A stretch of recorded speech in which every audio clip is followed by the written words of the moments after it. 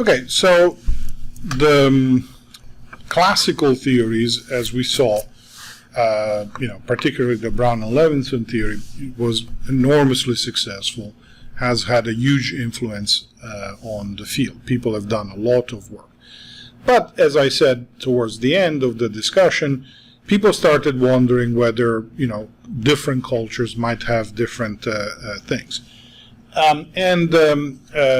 Different forms of politeness. And then people started sort of criticizing the theory based on, this has been called a discursive stance or a postmodern stance. And basically, and here I have a quote from a book by Michael Hall, who's one of the major scholars on the field, and basically they said, well, having a big theory isn't really going to do it, okay? And I know this sounds kind of defeatist, but that's really what they said. Other scholars said, well, if we look at this from a feminist standpoint, the whole Brown and Levinson theory falls apart. And then other people, for example, Janet Holmes, have rejected that criticism. So what are they saying? Well, what they're saying is, as I said, you can't really have a big theory of politeness. You should look at interpersonal interactions. Oops. You should look at what do people do when they talk to each other. Okay, this relational work. Okay, that's why it's called discursive. Okay, that is, the idea is look at interactions in conversation, in discourse, and that's where you will be able to explain politeness on a case-by-case basis, not by having a big theory.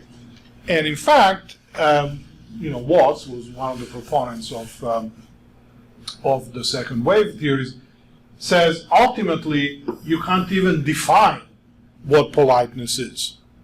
Okay, so that's really flat out just throwing your hands up in the air and saying, well,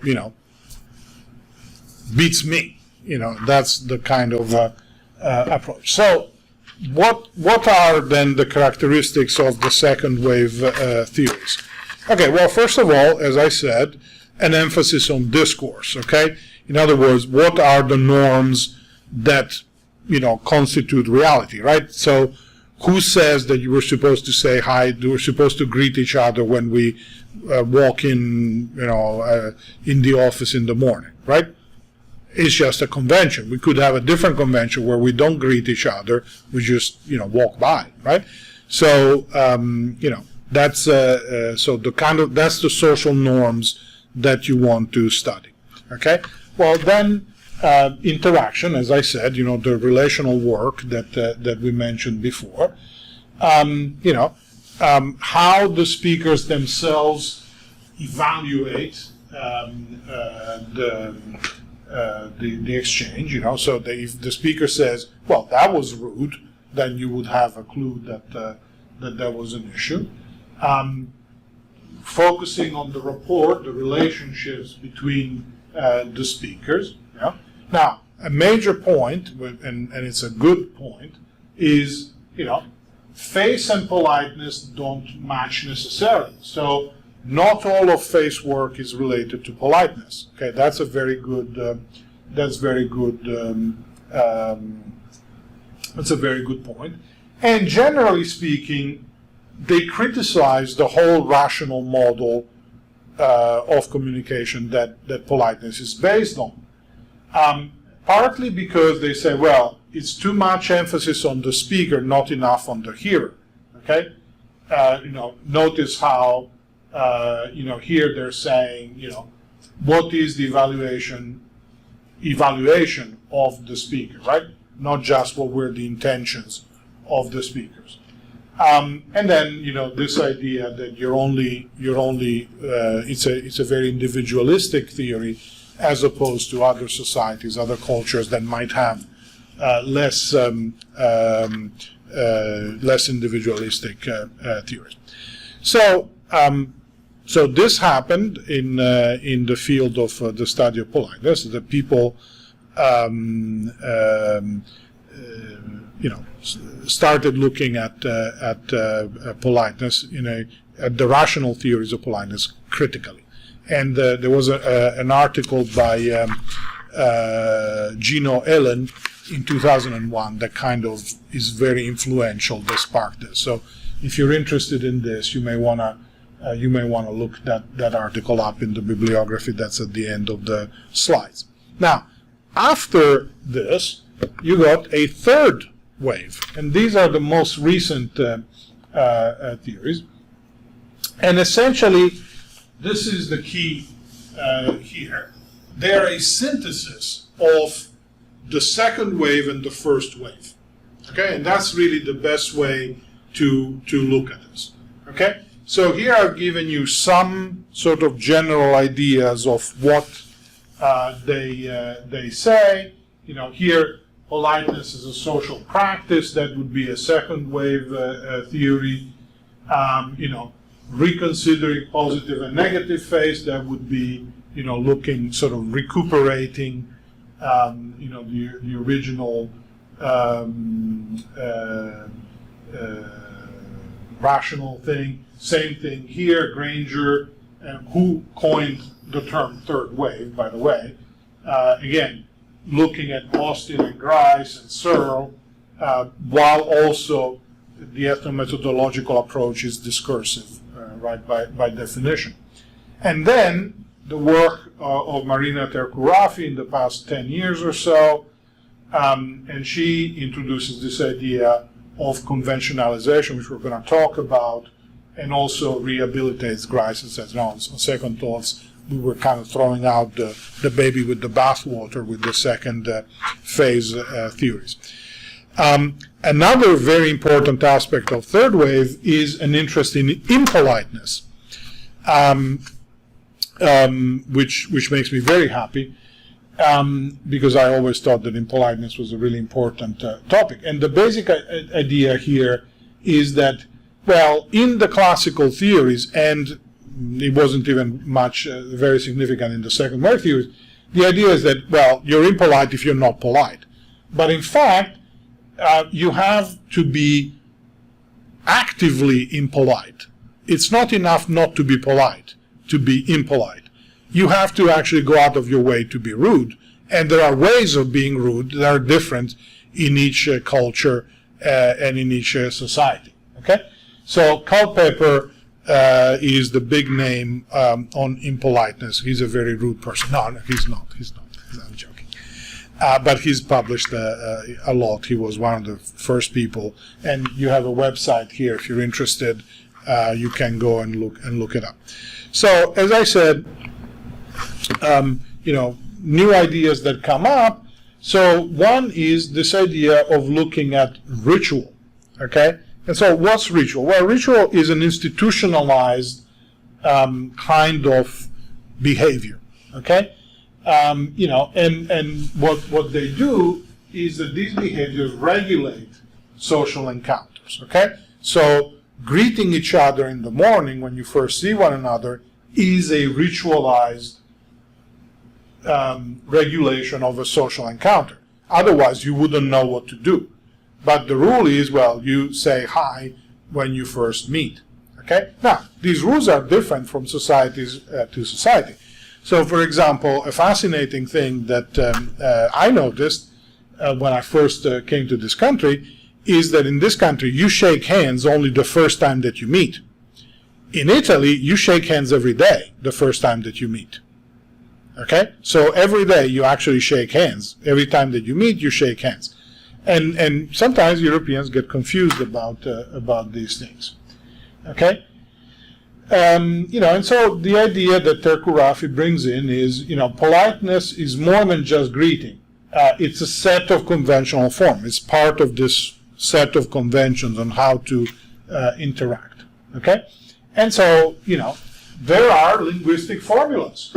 Okay, like set words for greeting, thanking, excusing. So if you say, I'm sorry, right? Or I apologize. Or, oh, I didn't mean to right? So these are, formulae that recur, that are used stereotypically for this, okay? So there you have some references as well, and more on this about politeness as formulaic, So here's another example. When you apologize, you say, my bad. Okay, so when you say my bad, you say, oh, I take responsibility, I made a mistake, I screwed up, okay? So that's the formula to apologize. Now notice that my bad doesn't mean anything, okay? I mean, it doesn't have a lot of meaning, okay? But so basically, the idea that Terkurov says, well, face threat is not really that important. The important thing is that you're using the conventional expression.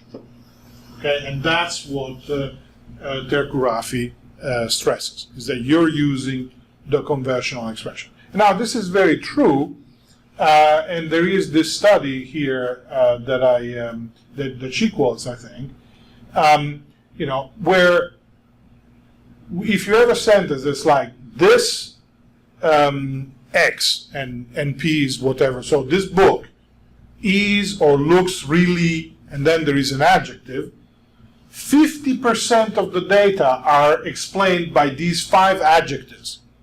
Nice, good, beautiful, pretty, and great. Okay? So those 5 adjectives account for 50% of the occurrences of the construction as the boy is really good, nice, or the book is really great. That kind of stuff. Okay? And 2 verbs take care of 50% of the data, and they're love and like. I love swimming, I like swimming, You don't say I appreciate swimming. You say love. Okay?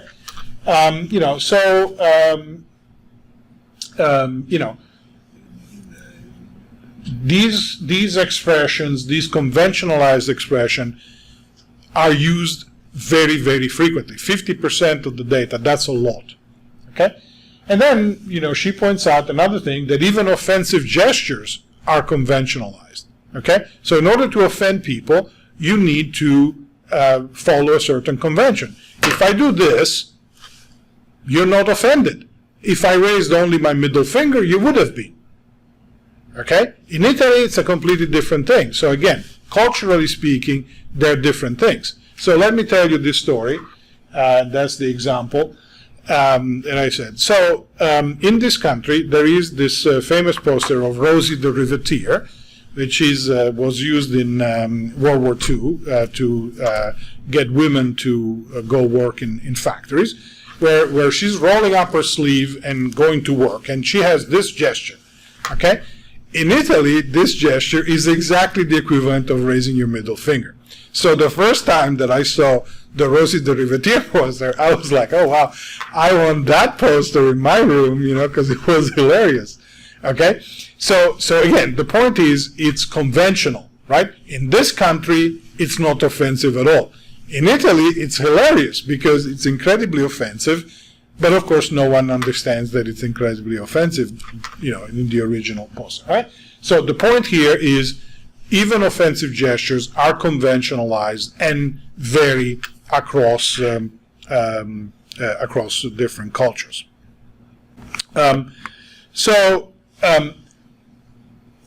Now, remember, Terkurafi says, well, this goes against the idea of, indirectness, the Brown and Levinson's idea of that politeness is a form of indirectness and mitigation, unless indirectness is conventionalized, which it is. Okay? These are the kind of conventions. Would you mind? May I trouble you? Is it too much to ask? So there is a set of conventions that have institutionalized this indirectness. Okay, and so that's how you can reconcile Brown and Levinson's ideas with Terkurafi's ideas of conventionalization. And then a final thought that I wanted to leave you with is that the whole idea of politeness and impoliteness is based, in fact, on emotions. Okay, that's really an important thing that the third wave theories have brought up. You know, you feel that somebody is being polite or impolite because it affects you emotionally, and that is a very important point that the third wave theories have made. All right, so this ends our discussion of politeness theories. So recapping very quickly, 3 main approaches: the classical rational theories, Brown and Levinson's face-based politeness theory, politeness as mitigation through indirectness. The second wave, the discursive theories that say, forget about Brown and Levinson, it's culturally biased, and we need a discursive thing, a theory, not so much of a theory, but a discursive approach that looks at politeness in the conversations in which they occur. And then the third wave that synthesizes between the second wave criticism by saying, yeah, we should look in conversation, but also focuses on impoliteness as an active behavior, and the idea of conventionalization brings that in as well. And that's where the field of politeness is today. All right.